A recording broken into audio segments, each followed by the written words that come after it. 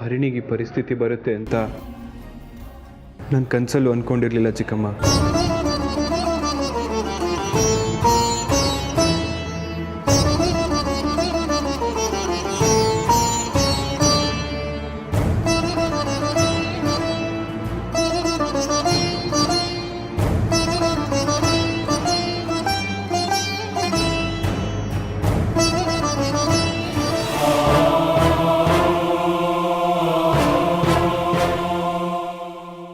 ಮನೇಲಿ ಎಲ್ರಿಗಿಂತ ದೊಡ್ಡವಳು ನಾನು.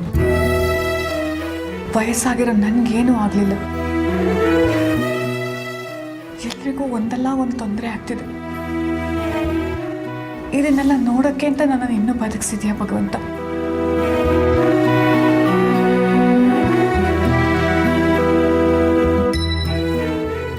ನೀವೇನು ಚಿಕ್ಕಮ್ಮ ಏನೇನೋ ಮಾತಾಡ್ತಿದ್ದೀರಾ? ನಿಜ ಹೇಳಬೇಕು ಅಂದರೆ ತಪ್ಪು ನಾವೆಲ್ಲರೂ ಮಾಡಿದ್ದೀವಿ. ಡಾಕ್ಟ್ರ್ ಹೇಳ್ದಾಗೆ ಹರಿಣಿ ಮುಂದೆ ಕಷ್ಟಗಳನ್ನ ಮಾತಾಡಬೇಡಿ ಅಂತ ಹೇಳಿದರು. ನಾವು ನೋಡಿದ್ರೆ ಅದೇ ತಪ್ಪನೆ ಮಾಡ್ತಿದ್ದೀವಿ. ಇನ್ಮೇಲಾದರೂ ಒಳ್ಳೇದನ್ನು ಮಾತಾಡೋಣ. ಹೌದು ಮುದ್ದು, ಇದರಿಂದಲಾದರೂ ಅವಳು ಬೇಗ ಗುಣ ಆದರೆ ನಮಗಷ್ಟೇ ಸಾಕು. ಹೌದು ಮಾವ, ಹರಿಣಿನ ಈ ಪರಿಸ್ಥಿತಿ ನೋಡೋಕ್ಕೆ ತುಂಬ ಕಷ್ಟ ಆಗ್ತದೆ.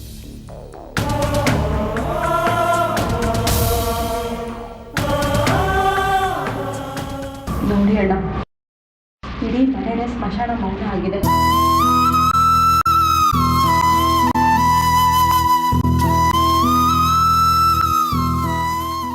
ಏನು ಯೋಚನೆ ಮಾಡ್ತಿದ್ದೀರಾ ಮಾವ?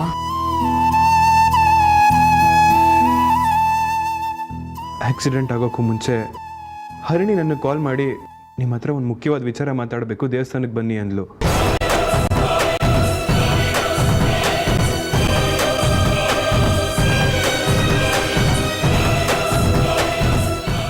ಅವಳು ಮಾತಾಡಿದ್ದು ನೋಡಿದ್ರೆ ಏನೋ ಮುಖ್ಯವಾದ ವಿಚಾರ ಇರಬೇಕು ಅಂದ್ಕೊಂಡೆ. ಆದರೆ ಅಲ್ಲಿಗೋಗಿ ನೋಡಿದಾಗ ಅವಳೇನು ಹೇಳಲಿಲ್ಲ.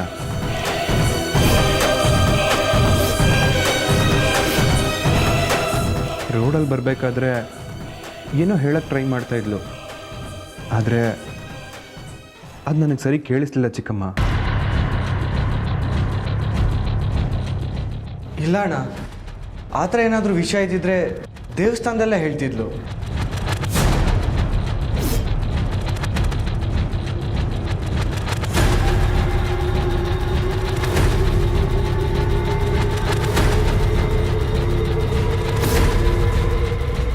ಒಂದು ವೇಳೆ ದೇವಸ್ಥಾನದಲ್ಲಿ ನೀನಿದ್ದೇನೋ ಭಯಕ್ಕೆ ಹೇಳಿಲ್ವೋ ಏನೋ. ದೇವಸ್ಥಾನದಲ್ಲಿ ನನ್ನ ಸರಿಯಾಗಿ ಮಾತಾಡ್ಸೋಕ್ಕಾಗಲಿಲ್ಲ ಅಂತ ರೋಡಲ್ಲಿ ನನ್ನ ನೋಡಿ ಮಾತಾಡ್ಸೋಕ್ಕೆ ಬರ್ತಿದ್ಲು ಅನಿಸುತ್ತೆ. ಅಷ್ಟರಲ್ಲಿ ಆಕ್ಸಿಡೆಂಟ್ ಆಗಿದೆ.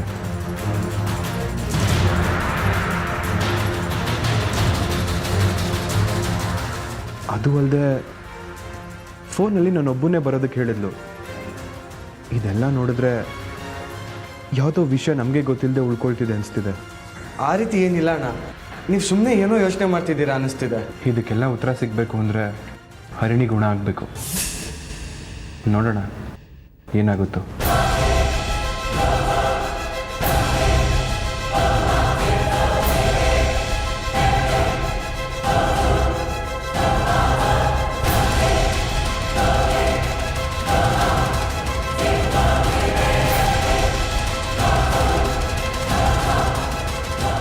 ಅಮ್ಮ, ಅದೆಲ್ಲ ವಿಷಯನೇ ಅಲ್ಲ.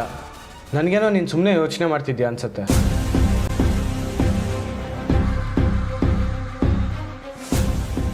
ಹಾಗಲ್ಲ ಬೈರ, ಹರಿಣಿ ಮುತ್ತುಗೇನೋ ವಿಷಯ ಹೇಳಬೇಕು ಅಂತ ಬಂದಿದ್ಲು ಅನ್ನೋ ವಿಷಯ ಅವನ ತಲೆಯಲ್ಲಿ ಹಾಗೆ ಉಳ್ಕೊಂಬಿಟ್ಟಿದೆ. ಇಂದಲ್ಲ ನಾಳೆ ಅವನ ವಿಷಯದ ಬಗ್ಗೆ ಕೆದಕ್ತಾನೆ.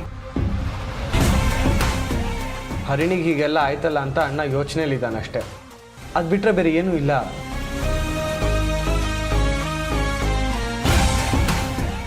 ನೀನು ದೇವಸ್ಥಾನಕ್ಕೆ ಹೋಗಿದ್ದಕ್ಕೆ ಹರಿಣಿ ಏನೂ ಮಾತಾಡಲಿಲ್ಲ ಅಂತ ಎಷ್ಟು ಕರೆಕ್ಟಾಗಿ ಹೇಳಿದ್ರು ನೋಡಿದ್ಯಾ? ಮುತ್ತು ಮಾವ ಅವ್ರಿಗೆ ಗೊತ್ತಿಲ್ಲದೆ ಇರೋ ಹಾಗೆ ಯಾವುದೋ ವಿಷಯ ಉಳ್ಕೊಂಡಿದೆ ಅಂತ ಅಂದ್ಕೊಂಡಿದ್ದಾರೆ.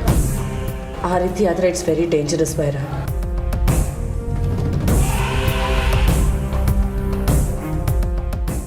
ಅದಕ್ಕೆ ಯಾಕೆ ಇಷ್ಟೊಂದು ತಲೆ ಕೆಡಿಸ್ಕೋಬೇಕು? ಅಣ್ಣನ ಗಮನ ಬೇರೆ ಕಡೆ ಹೋಗೋ ಹಾಗೆ ಮಾಡಿದ್ರೆ ಆಯ್ತು. ಇದಕ್ಕಿಂತ ದೊಡ್ಡ ವಿಚಾರ ಏನಾದ್ರು ನಡೆದ್ರೆ ಅಣ್ಣ ಆಟೋಮೆಟಿಕ್ ಆಗಿ ಅದನ್ನ ಮರ್ತೋಗ್ಬಿಡ್ತಾನೆ.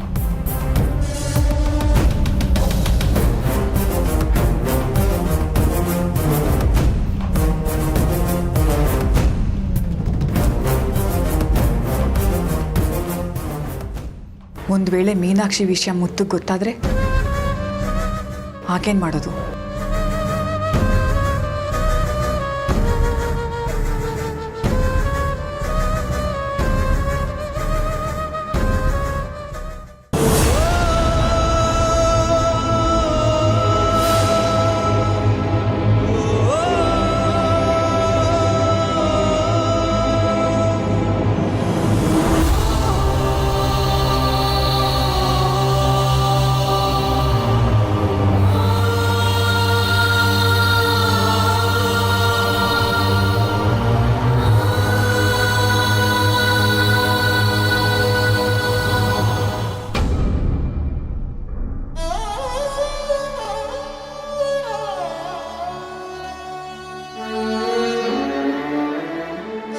ಹರಿಣಿ,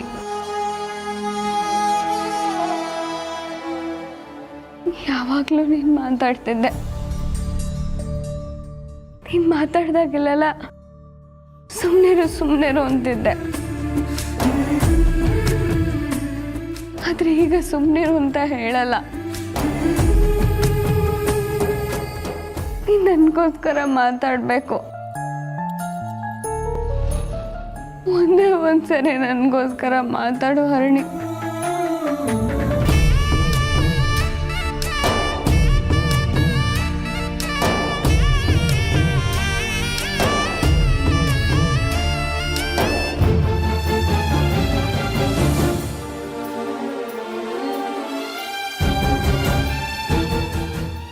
ಅಮ್ಮ ಇಲ್ಲ ನನಗೆ, ನೀನೇ ನನ್ನ ತಾಯಿ ಅಂತ ಹೇಳ್ತಿದ್ದೆ. ನನ್ನ ಮಗು ಥರ ನೋಡ್ಕೊಳ್ತಿದ್ದೆ. ಮಣ್ಣಲ್ಲಿ ಮಣ್ಣಾಕ್ಬೇಕಾಗಿದ್ದು ನನ್ನ ಪ್ರಾಣ ಉಳಿಸಿದ್ಯಾ ಹರಿಣಿ. ಈಗ ನಾನು ಒಂಟಿಯಾಗಿ ನೀನು ಮುಂದೆ ಕೂತ್ಕೊಂಡು ಮಾತಾಡ್ತಾ ಇರ್ಬೇಕಾದ್ರೆ ನೀನು ಯಾಕೆ ಸುಮ್ಮನಿದ್ಯಾ ಹರಿಣಿ? ನನಗೆ ಭಯ ಆಗ್ತಿದೆ ಅಂತ ಹೇಳ್ದಾಗ್ಲೆಲ್ಲ ನೀನು ಏನು ಮಾಡ್ತಿದ್ದೆ ಹೇಳು? ನನ್ನ ಗಟ್ಟಿಯಾಗಿ ಅಪ್ಕೊಂಡು ನಿನ್ನ ಜೊತೆ ನಾನಿದ್ದೀನಿ ಅಂತ ಹೇಳ್ತಿದ್ದೆ. ಆದರೆ ಈಗ ನನಗೆ ತುಂಬ ಭಯ ಆಗ್ತಿದೆ ಹರಿಣಿ. ಒಂದೇ ಒಂದ್ಸರಿ ಎದ್ದು ನನ್ನ ಗಟ್ಟಿಯಾಗಿ ಅಪ್ಕೊಂಡು ಬೆಳಿ, ನಿನಗೇನೂ ಆಗಲ್ಲ, ನಿನ್ನ ಜೊತೆ ನಾನಿದ್ದೀನಿ ಅಂತ ಹೇಳು ಹರಿಣಿ. ಒಂದೇ ಒಂದ್ಸರಿ ಹೇಳು.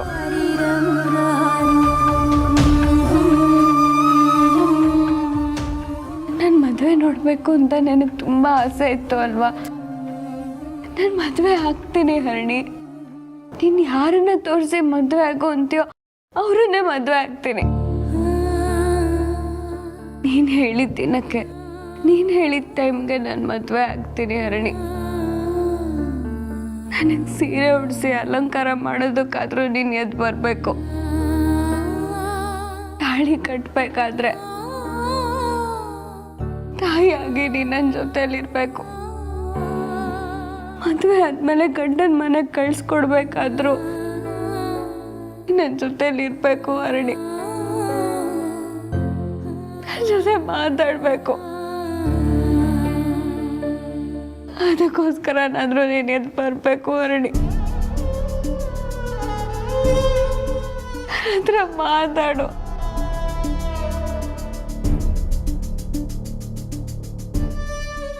ನಾನಿಷ್ಟೆಲ್ಲ ಮಾತಾಡಿದ್ರು ನೀನು ಏನೂ ಹೇಳ್ತಿಲ್ಲ ಹರಿಣಿ. ಒಂದು ಸನ್ನೆ ಆದರೂ ಮಾಡು. ಅದೇ ನಿನ್ನ ಮಾತು ಅಂದ್ಕೊಂಡು ನಾನು ಖುಷಿ ಪಡ್ತೀನಿ. ಹಾಡು ಹರಿಣಿ.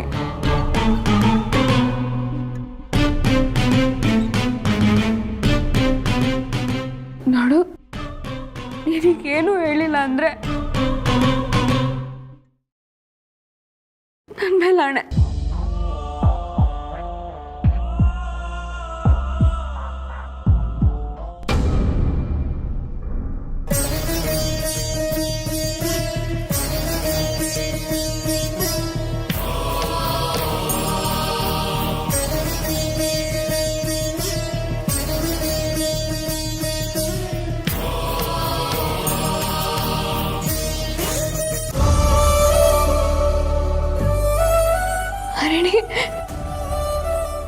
ಕಣ್ಣಲ್ಲಿ ನೀರು.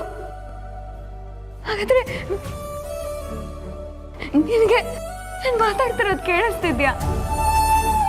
ಜಾಗ್ಲು ಕೇಳಿಸ್ತಿದ್ಯಾ ಹರಣಿ? ಅಯ್ಯೋ, ನಾನು ಈಗಲೇ ಇದನ್ನ ಮುತ್ತು ಮಾವಂಗೆ ಹೇಳ್ಬೇಕು. ಮುತ್ತು ಮಾವ,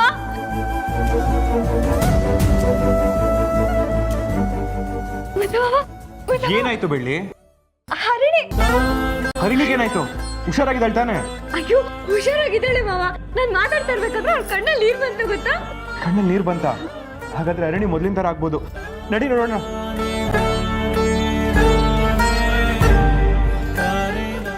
ಏನಾಯ್ತೆ ನಿನ್ಗೆ? ಬೆಳ್ಳಿ, ಯಾಕೆ ಈ ರೀತಿ ಹುಚ್ಚಿ ಥರ ಆಡ್ತಿದ್ಯಾ? ಏನಾಯ್ತು? ಹರಿಣಿ ಕಣ್ಣಲ್ಲಿ ನೀರ್ ಬಂತು ಗೊತ್ತಾ?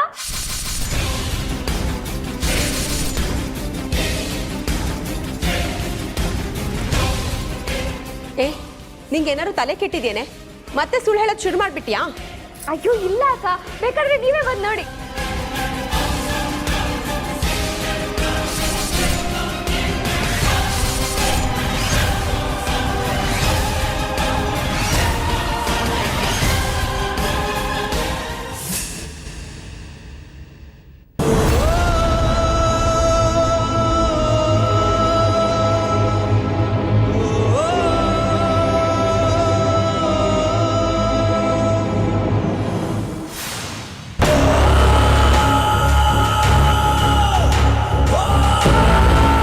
ನೋಡಿ ಮಾವ, ಹರಿಣಿ ಕಣ್ಣಲ್ಲಿ ನೀರ್ ಬಂದಿದೆ ನೋಡಿ.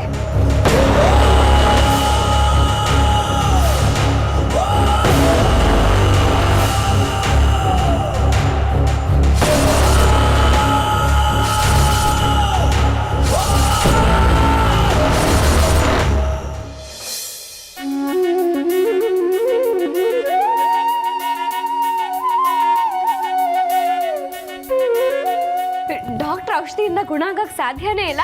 ನಮ್ಮ ಮಾತುಗಳಿಂದ ಹರಿಣಿನ ಸಂತೋಷವಾಗಿಡ್ಬೋದು ಅಂದಾಗ ನನಗದನ್ನ ನಂಬಕ್ಕೆ ಆಗಿರ್ಲಿಲ್ಲ. ಆದ್ರೆ ಈಗ ನನ್ ಮಾತು ಹರಿಣಿ ಕೇಳಿಸಿ ಕಣ್ಣೀರ್ ಹಾಕ್ತಿದ್ದಾಳೆ ಅಂದ್ರೆ ಅವಳಿಗೆ ನಿಜವಾಗ್ಲೂ ಕೇಳಿಸ್ತಿದೆ ಅಂತ ಮಾವ. ನಂಗೆ ಎಷ್ಟು ಖುಷಿ ಆಗ್ತಿದೆ ಗೊತ್ತಾ?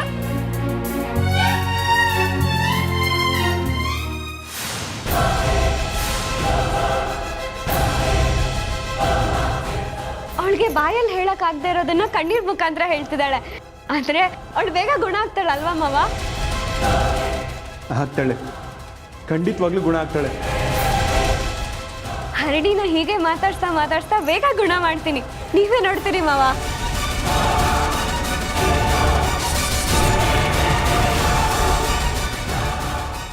ಮೊದ್ಲಿನ ಹಾಗೆ ಮಾತಾಡ್ತಾಳೆ, ನಮ್ಮನ್ನೆಲ್ಲ ಮಾತಾಡಿಸ್ತಾಳೆ, ಎದ್ದು ಓಡಾಡ್ತಾಳೆ, ಖುಷಿಯಾಗಿರ್ತಾಳೆ ಮಾವ. ಪೆಟ್ಟಾಗಿರೋ ನರಗಳು ಮತ್ತೆ ಜೀವ ಪಡ್ಕೊಳ್ತಿದೆ ಅನ್ಸುತ್ತೆ. ಅದಕ್ಕೆ ಅವಳು ಕಣ್ಣೀರ್ ಮೂಲಕ ನಾನು ಮತ್ತೆ ಗುಣ ಆಗಿ ಬರ್ತೀನಿ ಅಂತ ಹೇಳ್ತಿದ್ದಾಳೆ.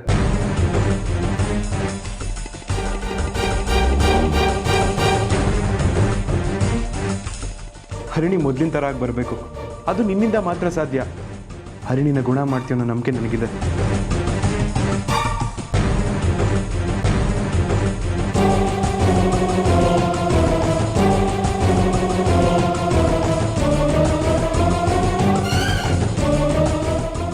ಸಾಕು, ಒಂದೇ ದಿನದಲ್ಲಿ ಇಷ್ಟೆಲ್ಲ ಗುಣ ಆಗಿದೆ ಅಂದರೆ ಯಾವ ಹಾಸ್ಪಿಟ್ಲಿಗೆ ಹೋಗೋದು ಬೇಡ. ನೀನೇ ಹರಿಣಿ ನೋಡ್ಕೋ. ಸರಿ ಮಾವ.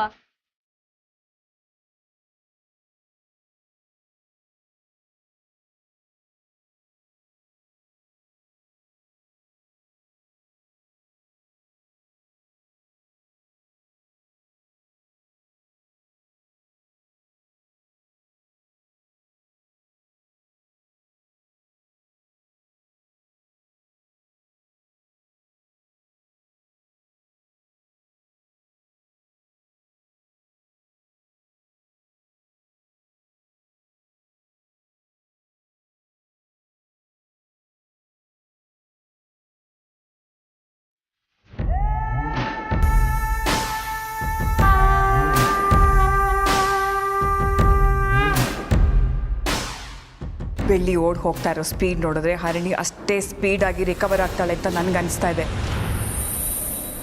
ಆದರೆ ಅವಳು ಯಾವುದೇ ಕಾರಣಕ್ಕೂ ಬದುಕಬಾರ್ದು. ಹರಿಣಿ ಗುಣ ಆಗೋದಕ್ಕೂ ಮುಂಚೆ ಬೆಳ್ಳಿಯಿಂದನೇ ಅವಳ ಕತೆ ಮುಗಿಸ್ಬೇಕು ಅತ್ತೆ.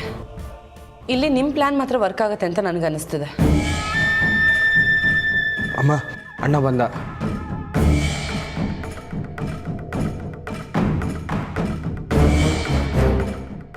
ಯಾಕೆ ಚಿಕ್ಕಮ್ಮ ಸಡನ್ನಾಗಿ ಬಂದ್ಬಿಟ್ರಿ?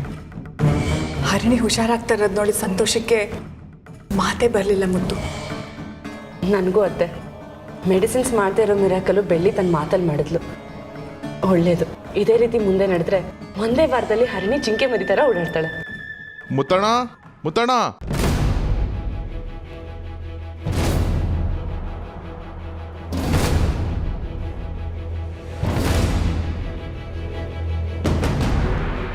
ಯಾರು? ದಾರಿಲಿ ಬತ್ತಾ ಫೋನ್ ಸಿಕ್ತಣ್ಣ. ಅರಿಣಿ ಅಕ್ಕವ್ರದ್ದೇ ಇರಬೇಕು ಅಂತ ತಗೊಂಬಂದೆ. ಹರಿಣಿ ಇದೆ ಅಂತ ನಿಮಗೆ ಗೊತ್ತಾಯ್ತು? ಅಣ್ಣ, ಇದು ಹಿಂದೆ ಬೆಳ್ಳಿ ಅಕ್ಕೊಂದು ಅರಿಣಿ ಅಕ್ಕೊಂದು ಫೋಟೋ ಐತೆ ನೋಡಿ.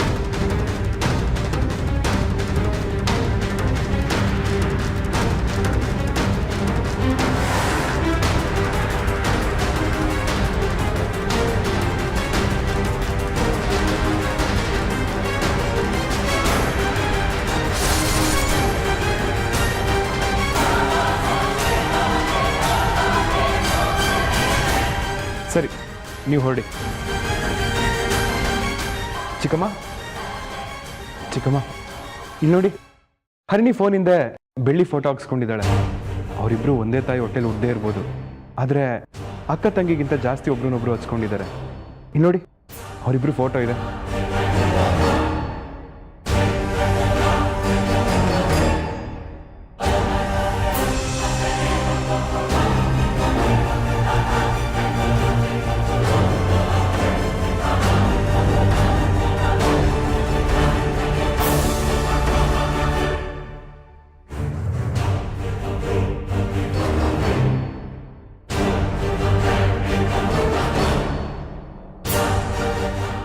ಅಣ್ಣ, ಅದೇನಾದರೂ ಹಾಳಾಗಿದ್ರೆ ನಾನು ರಿಪೇರಿ ಮಾಡಿಸ್ತೀನಿ, ಕೊಡಿ.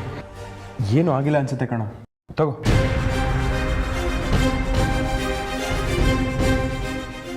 ಚಿಕ್ಕಮ್ಮ, ನಂಗೆ ಸ್ವಲ್ಪ ಕೆಲಸ ಇದೆ, ನಾನು ಬರ್ತೀನಿ.